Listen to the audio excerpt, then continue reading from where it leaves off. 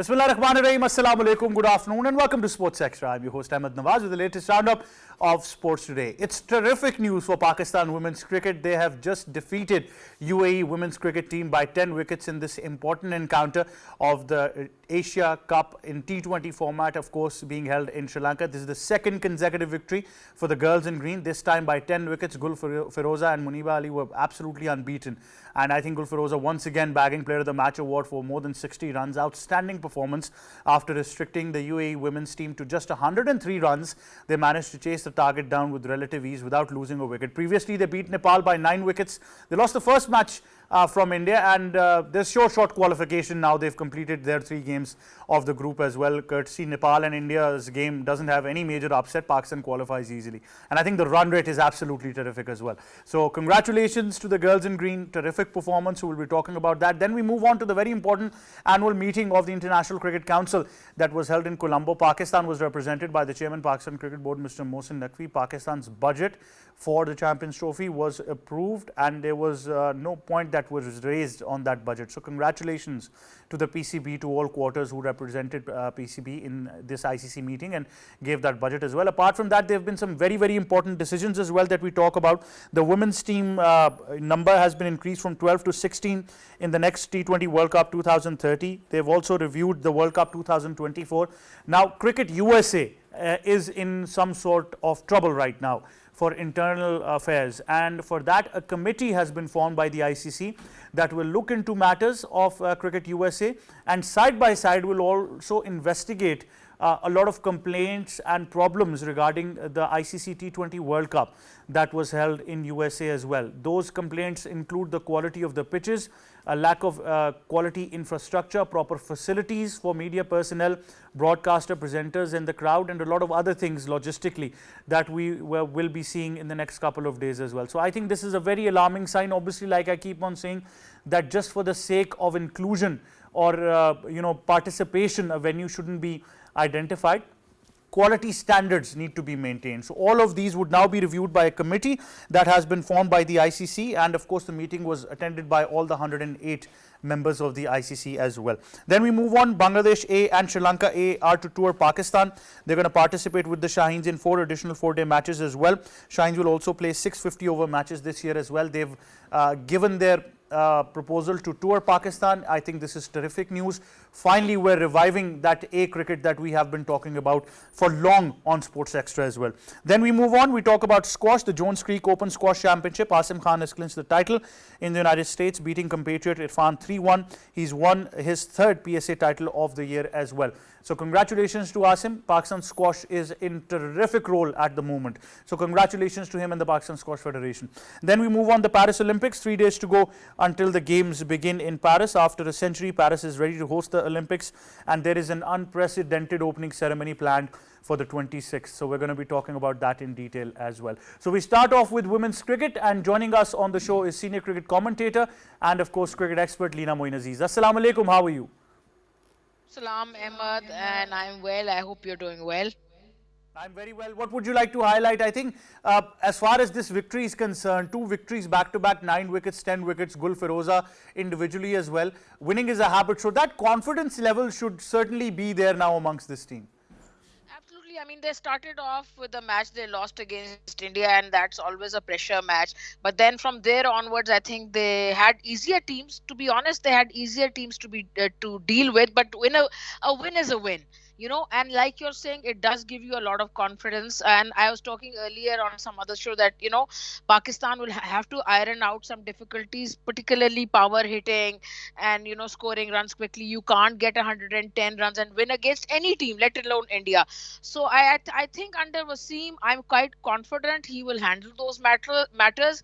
And we have been talking about those matters from a long time, that on commentary, even when I was doing a lot of women's series, I said that the Pakistan women's team needs a power hitting coach. So I feel that once now Wasim is the head coach, he will get a gentleman who will help the Pakistani ladies sort of get the skill sets of power hitting, which is very important. But then those are long term things. and I'm sure Wasim will deal with them. I know he will. But for right now, Pakistan's won against these two smaller teams, UAE and Nepal, and like you said, they're on their way to qualification unless some godforsaken things happen in cricket. But then the thing is that I'm sure the team sat down. The head coach sat down. They looked at the problems against India and they sort of ironed it out. I personally think that they have to identify three players in big matches who are going to get runs, big runs, and hit big, and that could be Nida Dar, Alia Riaz, and Fatma Sana. So, in addition to everyone else, these three players have got to sort of go and play knocks where their strike rate is 140, 130, 40 in women's game, and then from there they can take it on. So yeah, they have been improvement, and that's why they won matches. But we must remember these were matches against smaller teams. I think the next podcast you and Noshirwan do should be on the way forward for Pakistan women's cricket. That's going to be a terrific one, having Noshirwan involved in that as well. So I think it's a terrific moment for you and him as a duo as well. But identify this problem, Leena. I think right now you probably are the better judge of this. That women's cricket totals have also been revised around the world. Gone are the days of 120s and 30s now. So unless we are ready to reach that quality of 150 and above, our bowlers are doing a fine job. We're not going to probably reach that level. That's exactly what I was saying, that they'll have to identify three players who will do power hitting. In addition, I said, to the other ones who can't keep playing at a 90 strike rate or 100 strike rate. Even the girls up top like Muniba or Sidra Amin, who are not going to be doing power hitting, they've got to play at 125, 130, and then these three girls, Nida, Fatma Sana, and Alia Riaz, they've got to then aim at 145, 50, and that is what I was talking about. The skill set of hitting above the fielders' heads, the lofted shots, the areas you got to target, the areas where you can get runs, and unorthodox shots, like I keep on saying about the men's game also. I keep talking about Babar Azam, Rizwan, etc., that they got to learn to play the scoop, the ramp, and the inside out cover, 4 or 6. The the women players also have to identify those strokes, practice those skill sets and those very strokes to get 150, 60, because you're absolutely right. 150, 60 is where your bowlers can then fight. Teams like England and Australia and even India are getting much more runs. I mean, they're getting 180s on good tracks and 150, 60 on slightly difficult tracks. So we got to aim at 150 or 60. Even in these semi-finals, we got to aim at that. Otherwise, it'll be difficult to win. Well, Leena, a lot has been said about the structure of Pakistan women's cricket, and I would once again identify that having a tournament for the sake of the books every year might not be the right way forward. So, considering Pakistan's dynamics, how do you think we're going to improve not just the quality but increase the quantity as well on the grassroots level? And I agree with you. I think because Wasim is there, he's probably going to have one eye on the domestic structure. But at the same time, it's very important, I think, to create an enabling environment. And that's where I think we really need to applaud the role of parents and society at large as well. Yeah, I mean, it's a very big topic. I mean, the Pakistan Cricket Board has to work in closely with the cricket coach, women's cricket coach Wasim, and then the captain has to be involved.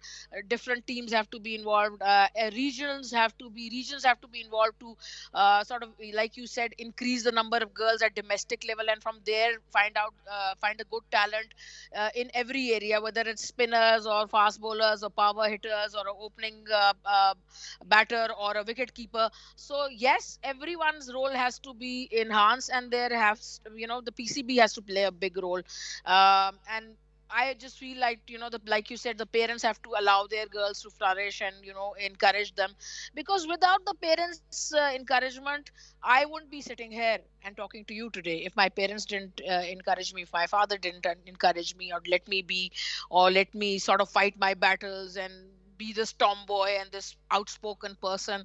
So yes, parents do also have a role, very important role, but the cricket board, the coaches, the captains, everyone has a role if women's cricket has to go forward. When I talk about PCB, their particular role would be to enhance the domestic system, involve more women, and to increase the money for the players, because this is their livelihood.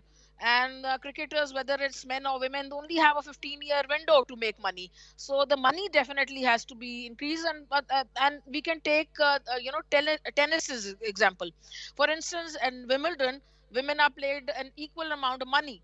So why not in cricket? So many cricket teams are also paying their women equal amount of money. I think India, Australia, and England are doing that. So why not us? You should look at this seriously. And to tell you the truth, we still in Pakistan look at this team as a secondary thing. So we've got to stop doing that and look at them at an equal standard, and with an equal opportunity eye for these women, money wise and every other way. Well, certainly we do. Well, Leena, thank you very much for joining us Anytime, on Bhavesh. Sports Extra. It was a pleasure and an honor having you. And I think Leena has really identified those areas which need immediate improvement as well. But there's so much to talk about. Then we move on to cricket as well. But once again, congratulations to the women's team. But now we move on. And like I said, that the ICC annual meeting has made some very stern decisions. So we talk about those as well. Joining us in studios is also somebody who's going to be commenting on that. But right after this short break, stay tuned.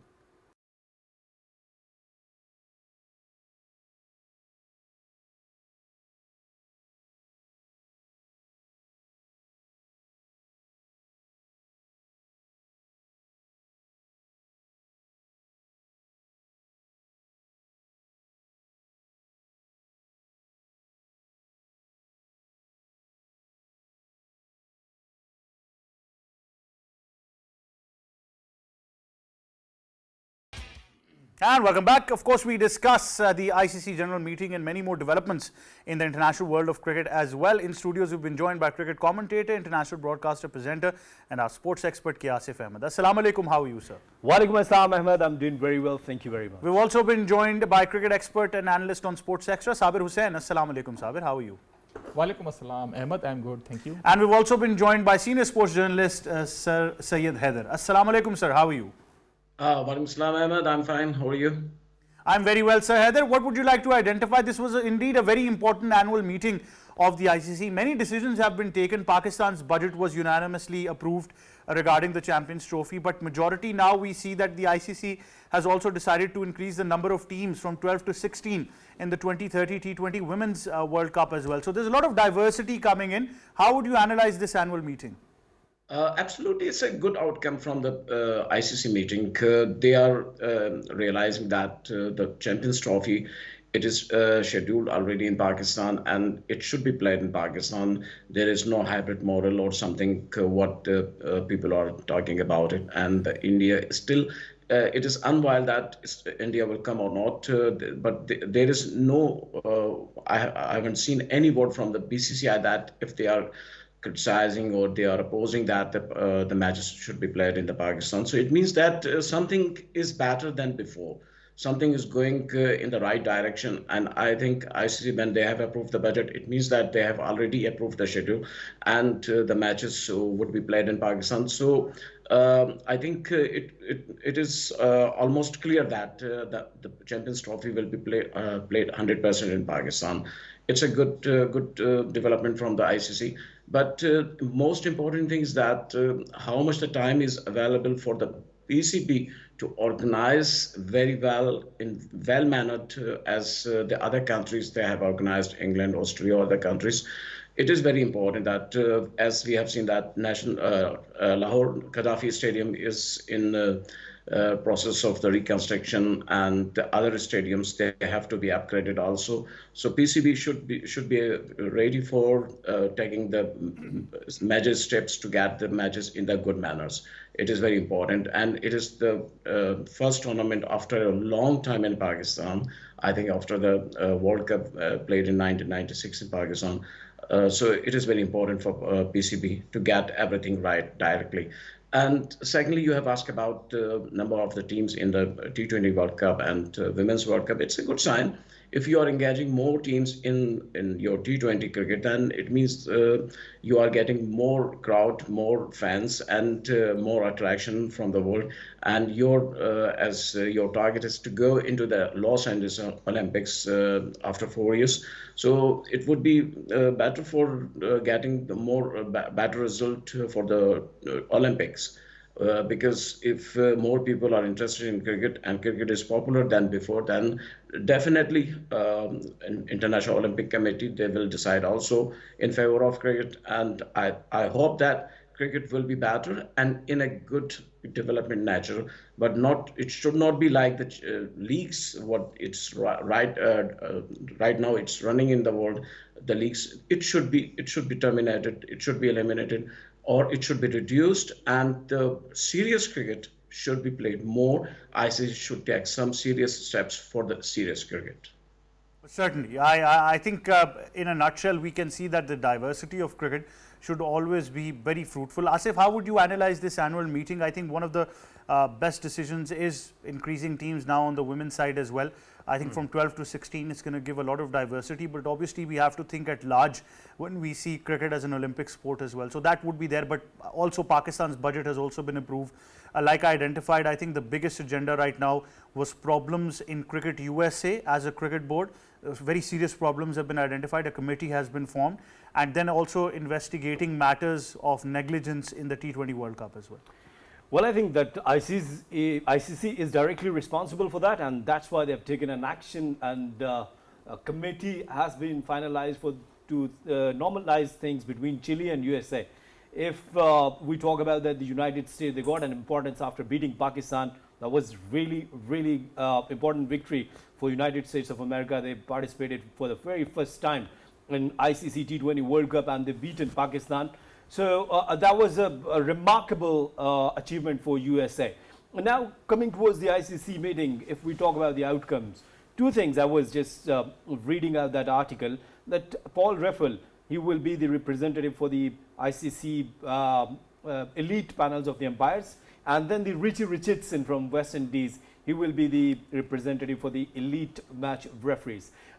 If we talk about that, where Pakistan is standing in all that scenario, the good thing is that, as you refer, that the budget has been approved against the ICC Champions Trophy, which is really, really good thing for Pakistan. And either India coming to Pakistan or not, now this is not the question.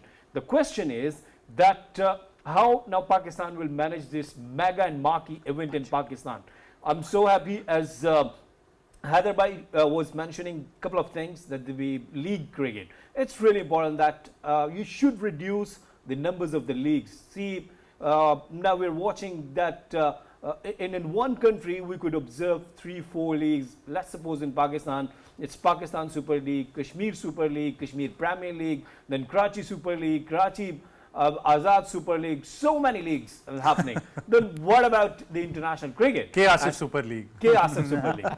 Then when you talk about K. Asif, then there is no need to talk about league. Only K. Asif Superb. That's it. Magnificent, marvelous, all the words out of the English dictionary. But Sabir Hussain, annual meeting has decided to increase the number of teams on women's side. We've already seen that experiment on the men's side as well. That means that there will be more and more diversity and more competition in the world of cricket now.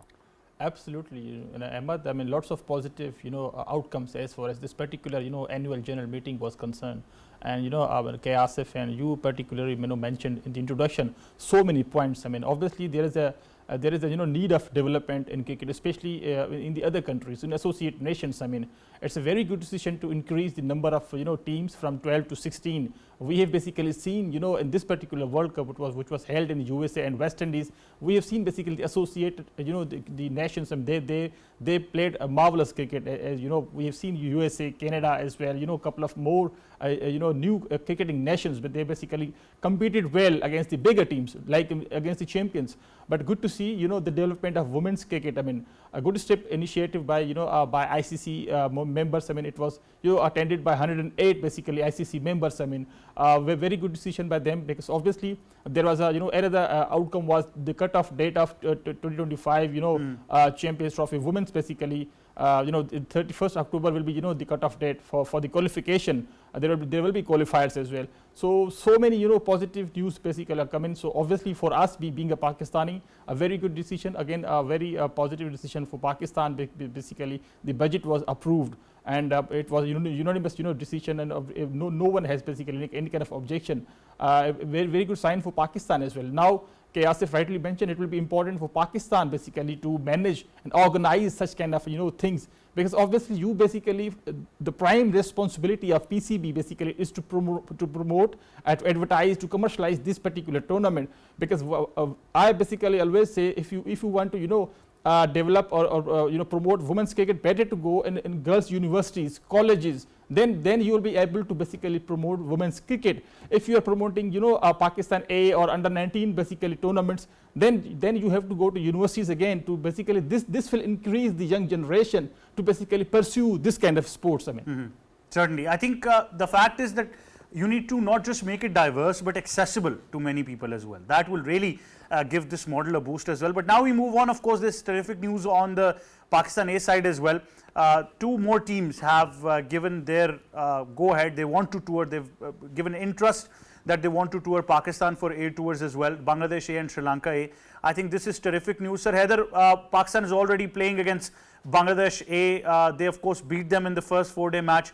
So it was good result, but we demanded consistency. And since there are two more tours coming up, if it's going to be the longer format of cricket, how well can we prepare the next crop for Pakistan cricket through this? Yeah, absolutely. It's very important. We have always mentioned that the tours of the Pakistan A team or B team or someone, they are not playing in the national team. The players should be engaged at any level. They should be engaged to play the longer format, and they have to show their talent. They have to go with international teams to get really to test their talent and get some good experience to play in other countries. Like Pakistan is right now, they are visiting the Australia, so in Darwin. So definitely they will get some good experience to how to play on the pitches where they are outside the Pakistan. And if the teams are coming to the Pakistan, I think it's a bilateral tour of the A teams, and it will be a good development for the Pakistan domestic cricket. But I will request to the Pakistan Cricket Board management to go with the players who are still not in the Pakistan A team. They should be tested against the Bangladesh A or Sri Lanka A, because we have seen that in the Pakistan A teams, a lot of Pakistan cricketers, they are already playing the international cricket. If these players, if they are playing, and Bangladesh A team, I have seen that no anyone the player who has played the international cricket. It means that Bangladesh is really, they are going to test the players who are still they are knocking on the door of international cricket. But Pakistan is providing the chances again and again to the players who are already in the international cricket. So I hope that the Pakistan Cricket Board will do something for the players who are still not in the Pakistani team and they are sitting in the Pakistan. They will play against the Bangladesh and Sri Lanka. And always, if you are getting a new player, debutant for the international cricket, always it's a good opportunity if a team is coming to your country. Always on the domestic pitches to test your new players, it is always best opportunity, and I hope they will do something for the players who are still not in the team. Secondly, what we have to really to see that the players, the bowlers, the batters, if they have done their job exactly, because to get only the runs and wickets, it's not necessary, but also to test the fitness level. It is very important for the Pakistani bowlers. We have seen in international cricket, the bowlers come into the Pakistan national team, and once they play one first match, after the first match, they are unfit or they are not according up to the mark 100% fit. it is very important for the management, for the coaches to test their fitness level also, and to see how much they are bowling or batting, how much time they have got it for it. We have to make a good plan for all the players, not only to get centuries and 10 wickets in the match, but we have to make a very good plan for to get international level talent. Certainly. Asif, how do you see this development? Two more A teams are to tour Pakistan for a significant number of matches now. Well, I think Hyderabad was pretty much lethal today, and I'm understanding from where he's coming. Actually, when we talk about that, either you're giving chances to the new players or not. In this team, if you see that the 80% players, they're new, yes. If we talk about players like Umar Amin, yes, they got chances in Pakistan team, and if they're coming through proper channel with this domestic cricket or through Pakistan Shaheens, I think it's appreciable, first of all. Second thing is that, yes, you would definitely check out their fitness level, that either they're fit for the international cricket or not. Yes, they're performing well, but what would be the criteria of checking their fitness? It's a question mark. When Sri Lanka A and Bangladesh A will be visiting Pakistan, I'm quite sure that the point which has been raised by the Hyderabad, that the new players, they will definitely getting chance, and they'll be performing well, as Huraira did, Kamran Ghulam and Mehran Mumtaz, Mubassir Khan. Some of the players, they performed so well for Pakistan Shaheens. The only question was continuity of these kind of tours. So I think now we got an answer that Pakistan Cricket Board is pretty much serious, and they got now these kind of tours in their shopping list. Absolutely. Sabir, it's important. We talked about the consistency, but two more teams are coming to Pakistan for these A tours. Very important. There are some positive things coming from PCB, especially while the emergence of Mohsin Naqvi, by the way, because we always talk about the A tours are very important for Pakistan, especially if you want to have if you want to strengthen your bench strength. I mean, we have seen Sri Lanka. We always talk about Sri Lanka because if you see England Lions, basically they toured Sri Lanka in this particular last year 2023. They basically played 2 unofficial test matches and also 3 unofficial ODIs as well. Then they basically same England Lions basically went to India as well. Then again they played 3 unofficial test matches. So basically other countries are basically sending their A teams to other countries to have some exposure and experience as well, especially for the youngsters. I mean, for Pakistan, it's very important to have these kind of tours. So never mind if you are calling Sri Lanka A or Afghanistan or Bangladesh. This time basically for you basically it's important to basically develop your more players, give a couple of chances to your new players. We have seen Khurram Shehzad is a product of a domestic cricket, Mir Hamza as well. Like we have always talk about Kamran Ghulam. These are the couple of 7 to 8 players. They are the basically consistent performers of 4-day cricket. So better to include these kind of players in your ODIs format and also in test matches as well. If Shaheen Shah Afridi, Mohammad Rizwan, Babar Azam, if these kind of players are not playing 4-day cricket in Pakistan, okay, fine, they are basically going to play going there to play some county cricket, but for them basically better to play in Pakistan just to groom your youngsters, because these you guys are basically role models for Pakistani youngsters. I mean, I'm very quite happy and good to see that a couple of more teams are coming to Pakistan. Obviously, new talent will be coming out, and obviously we shall be having some new faces, especially like Mehran Mumtaz, Mubassir Khan, Arafat Minas as well, Umair bin Yusuf as well. There are a couple of youngsters. Again, very good bench strength for Pakistan. Certainly, I think these bench strength we will be I think identifying that the fact is that profile these players, let them explore their strengths and weaknesses, develop a team consistently, and then move forward as well. I think that will be very, very important as well. But thank you very much, Asif and Sabir, for joining us on Sports Extra. And of course, I think it's very, very important that we not just analyze these A tours, but like I said, we discuss the importance of them. These records, the scores that are being discussed need to be, I think, kept in the limelight instead of only controversial stuff coming from cricketers. It's very important to focus on cricket. Now we move on to the Summer Olympics as well. We talk about Paris being ready for a lot that is going to be happening. And I think it's terrific news that Pakistan's contingent is participating. But apart from that, we already have great news coming from all quarters from Pakistan, especially if we talk about squash. I think for the past couple of months, be it the Asian Junior that Pakistan hosted, many more international tournaments that we keep on talking about, and now we talk about this Jones Creek Open Championship as well. That has been absolutely terrific for Pakistan. Asim Khan clinching the title in the United States, beating compatriot Irfan 3-1. This is his third PSA title of the year as well. So like I said, that a lot of hard work is put behind the scenes, courtesy of the Pakistan Squash Federation, the coaches, the management, everybody in between. And we're going to be talking about that in detail as well. We're now very honored to be joined by the Honorable Secretary of the Pakistan Squash Federation to talk more on this as well. Sir, assalamu alaikum. Welcome to PTV World. Walaikum assalam. Thank you very much. Well, sir, it's a pleasure having you, Sir Amir Nawaz. We've been having this talk again and again about, producing results consistently. How would you identify this victory for Pakistan and the entire process that has been followed? I think it is very encouraging. Asim Khan is our top ranked player, and he is nowadays playing in USA. And Ashab Irfan, who is also our very young budding player, they were in the final, and they played very good squash, and appreciations from all over the world, and definitely Asim Khan emerged as a winner. So it was very encouraging for everyone, and Asim playing good in the USA, it's a very healthy sign for Pakistan squash. Well, certainly, Sir Amir, I have personally seen the dedication of the Pakistan Squash Federation. I have seen you in action as well. We just recently successfully hosted the Asian Junior Championship, which was a significant milestone for Pakistan Squash Federation in Pakistan. We saw some results there as well. Apart from that, equal participation for these players in major international tournaments, then working on the grassroots as well. How important are these developments for the long course of action in Pakistan squash?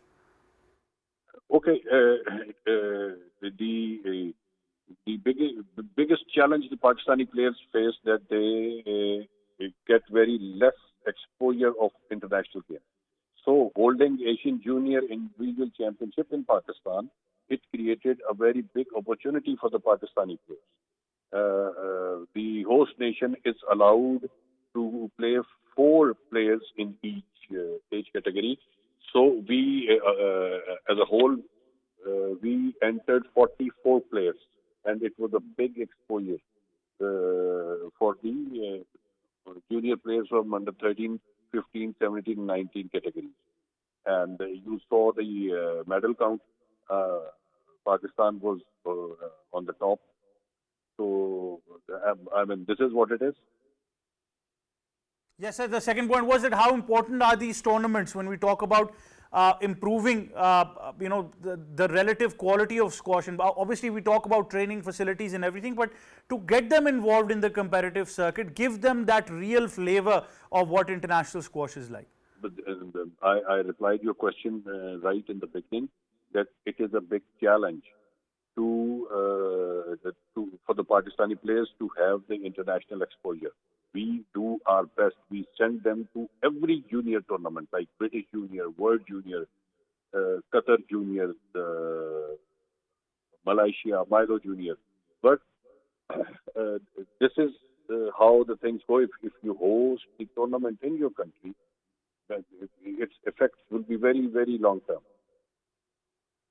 Well, certainly. Thank you very much, Sir Amir Nawaz, the Honorable Secretary of the Pakistan Squash Federation, for joining us. I think very pertinently put, and congratulations to Pakistan Squash Federation at this stage as well. I think it's been a terrific job that has been done in the past couple of months. We've seen back-to-back tournaments, participation. Everything has led to these results that we see right now. It's not an immediate process. There's a lot of, backlog that goes into these entire processes. So congratulations to everybody that was involved. And now, of course, we talk about the Summer Games as well. Everybody has their eyes turned to Paris because the spectacular opening ceremony is set to take place on the 26th, and it's going to be unprecedented. Athletes from all over the world have arrived in Paris, and I think it's going to be an extravaganza. Sir Haider is still with us. Sir, what can you tell us about the Summer Games, the preparations? How is Paris dealing with this unprecedented opening ceremony on the 26th? Yes, absolutely. Paris Olympics, they are the 33rd Olympics in Paris, and Paris is the pioneer of the Olympic Games. So, Paris also a very famous city in the world. Everyone has wished to go to Paris, and these Olympics, as we are hearing from the Olympics Management Committee, that the opening ceremony will be unprecedented.